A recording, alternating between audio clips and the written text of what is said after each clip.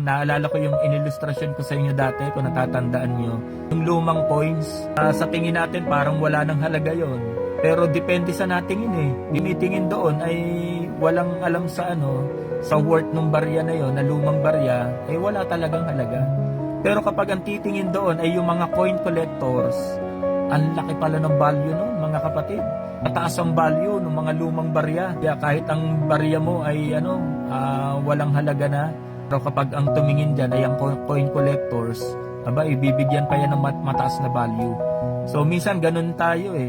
Minsan di natin nakikita yung halaga natin eh. Pero sa iba, napakahalaga pala nun. Kaya mga kapatid, lahat ng mga ginagawa natin, pag para sa Panginoon, akala ng iba walang halaga yung ginagawa natin. Akala ng iba yung ginagawa mong pagpunta ng church walang kabuluhan.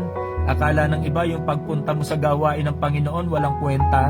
Merong napakalaking value at halaga ng ating mga ginagawa sa gawain ng Panginoon. Para sa Panginoon, napakahalaga ng ginagawa natin na paglilingkod sa Kanya.